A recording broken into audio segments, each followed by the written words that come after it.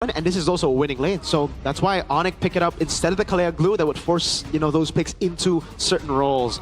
It, again, just forces TLID to react. If they don't go Gatot Kacha here, which is not really the best pick because they're two magic damage dealers and Gatot Kacha does not like Luoyi, then the Kalea can show up. They decide to go for it. They go for mid-prio with Cho, they go for Guinevere in the jungle, but the Guinevere in the jungle is usually good against, you know, other utilities. Against an assassin like Haya, very hard to catch. Yeah, hard to catch, good luck down too with the Vel and Requiem, but with the high loss pickup plus the Luoyi, is this ONIC just running head on and they want to force the fight on towards the LID?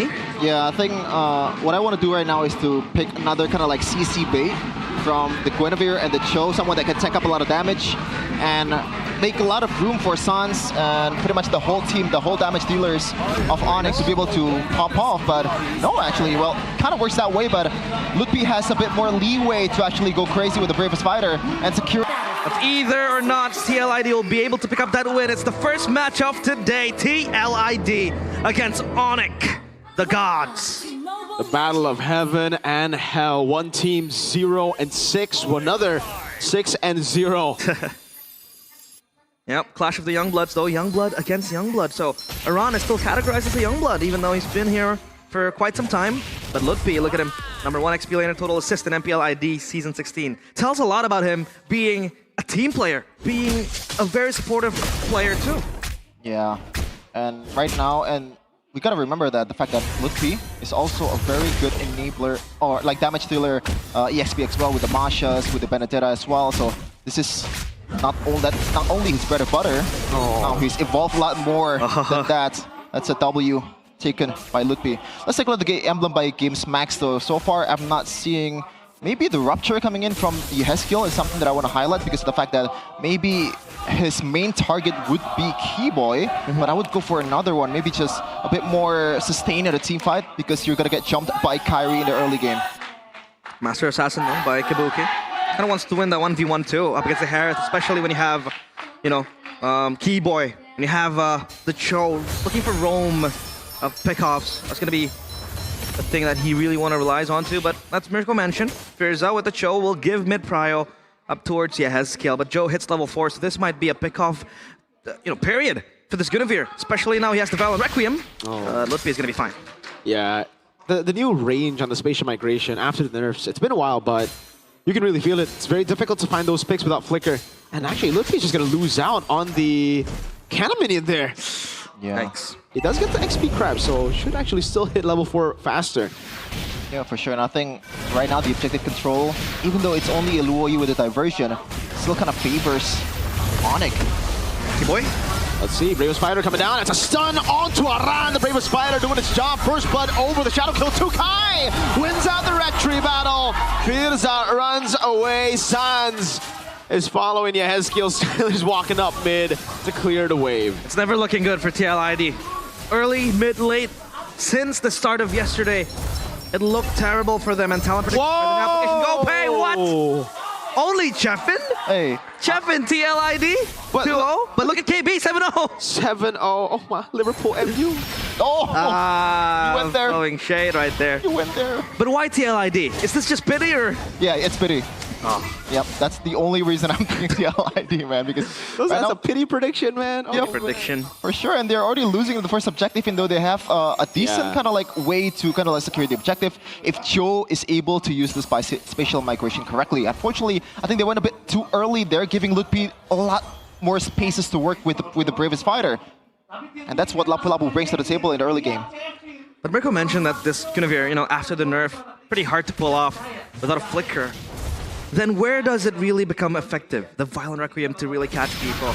Because it seems like Joe is playing on a handicap with the situation being in. Now, ONIC 2-0, even Sans quickly farming to his items, the Enchanted Talisman as the first item. You usually see mid laners going glowing on, but TLID don't really have that sustained. Yeah, I think the main target is ideally Kyrie in the objective team fight, but Kyrie wouldn't be there in the first place, but Kabuki already flickering behind there. A lot more resources to burn from TLID. Yeah, back to the point earlier, maybe they need some kind of enabler first with this Cho, but that's asking a bit too much for Firza too, the way that Keyboy has revitalized and all these members from ONIC. The only real target that they have is Lapu Lapu, which is, so far, Lutpi has been reading the movement from Cho really, really well. Yeah. Look at the bottom lane. You don't want to gank the Lapu Lapu. Good healing. The Brave Smite too. It'll just be another hellhole for TLID if they want to go for the Lapu Lapu, especially Lutpi. Very apt in this hero. Turtle's going to be contested soon. Keyboy with the scan, with the recon's mission that he's going to pull off. The high loss, very tanky, beefy boy, but TLID, they want to entertain ONIC. Bravest Spider over on again, able to get the spatial migration. So what is it gonna do? The Dark Wave lands on all of them, but Firza is caught in the glorious pathway. A stun on the Bravest Spider. Kai with a double. At least Kabuki gets a few hits on turret. I have nothing but sympathy for TLID. They aren't able to really dictate the game. I mean, it's one thing to lose 0-6, another thing to lose 0-6 brutally. Yeah, it's not looking good at all. And this composition from TLID, the way they secure objective is just securing the objective without winning the team fight. Because when you see the amount of damage output that TLID has in the early game, it is so sad compared to ONIC. Oh. You know, Kyrie, level 4, he's already popped off with the ultimate. Sans front to back is amazing. But this is Yehezkiel and Joe, thankfully, or maybe it's not that great either if he wants to build a bit more damage. I don't know. It's kind of like a lose-lose situation because if you build damage, it's not gonna be the... Oh, gotta wait till win here. Crimson Beacon is there to save him. Skylar wants to go in. Keyboy with the flank angle. This might be a dive, but I don't think it's gonna be wise. Yeah. Good escape by Kai. At this point, TLID, it really feels like in the draft as well. They're just doing things for the sake of doing things. It's not... Autopilot. No, not even. It just feels like they see ideas and they're like, oh, that's pretty cool. We should try it. Because the Guinevere. Oh, BTR beat us with Guinevere yesterday, even though it was clearly because of his Fredrin. But we'll try it. Lutpi now, Bravest Spider, anti-CC, Firza caught. Oh, my lord, Kai with the jumps. He has Sky Piercer. Oh, no.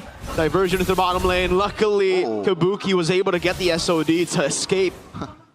But yeah, Guinevere pick yesterday from BTR. It's like, yeah, up against a Fredrin, right? That's why we saw it. Here, against a Haya, against anti-CC all across the board and the tanky Hylos.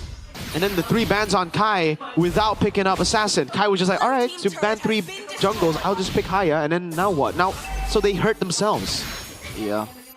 And oh my god, look at the damage from Sans, and he's owning the bushes already, which TLID is... This composition is supposed to own the bushes with the Mid Fryo and also Guinevere, man. Yeah. The CC potential is huge, but I don't think they are able to execute it by this time in this mid game because how much ONIC is ahead. 5k in a span of 7 minutes. This is prime ONIC that we're used to seeing. Yeah. Let's calculate and probe now, right? Winning condition for TLID seems lost. They really want to go for the pickoffs. We talked about it. Early game, mid game, pressure from the Guinevere and the Pryor from the Cho not really coming to fruition. And then we go for the second winning condition, which is the long lanes, the far lanes with the Moskov, with the push, with the global presence with the SOD2. But it seems like that one is not going to come to fruition too, because ONIC can just match the tempo with the diversion. So now what can TLID do in this situation? I think at this point is just wait for ONIC's mistake. Like, it's sad to see, but the way they're playing right now, Firza might be able to punish, but it's going to be a minimal punish potentially towards some of the frontliners from ONIC. Even then, Skylar, Sans, and also Kyrie gets a lot of space if they burn that much resource on a frontliner. Look at Keyboy, like, he doesn't care if he gets picked off. Nope. He's tanky. That's why the high loss, high HP percentage. They open up the glorious pathway. Joe might want to go for something. Yeah. But, yeah. Only the horse, only Keyboy. Well. They're going to siege mid again. And this Phoveus, we talked about it, a very strong pick in our on, but it seems like it's rendered useless by ONIC. Yeah, when you're not dominating early game with Phoveus, it just becomes like a worse version of maybe Esmeralda or Uranus, I gotta say. You know, and Kyrie, the fact that he built 3 items already with his Sky Piercer kind of tells you how much they're ahead, and also how much Kyrie has confidence in itself, because he's not gonna get picked off. Yep. There's no point lock burst or CC that's gonna be able to chase Kyrie down unless Firza gets a lucky Chit Kundo, or maybe like a miraculous one. Like, I don't see it happening. Look at this, ONIC is just...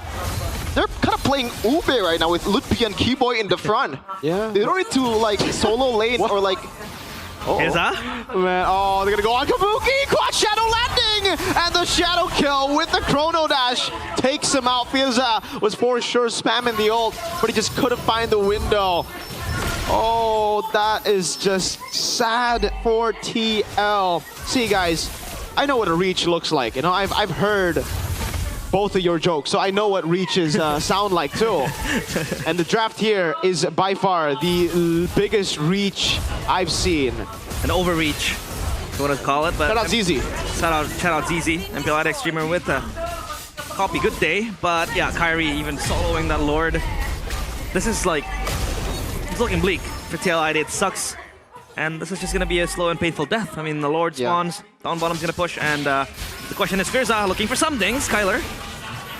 As a stun, Firza able to get away. Spatial migration, Annabella Requiem, now the glorious pathway. Skylar going crazy. Aran stunned up, and it's Ludpi with a kill. He gets brought back, but they do no damage. Keyboy tanks up the turret. There's a diversion inside to zone TL. Kai still has shadow kill. Let's see if he decides to go for the quad shadow here. He does. Spear of Misery comes out. He won't go for the quad shadow inside of the base. 10 minutes in. This is going to be the fastest game. Oh, Ludpi with the Brave Spider. Kabuki in the backside as well. Trying to dive in. That's a Way of the Dragon. The fastest game in MPL Indonesia. 10 minutes and 26 or 25 seconds.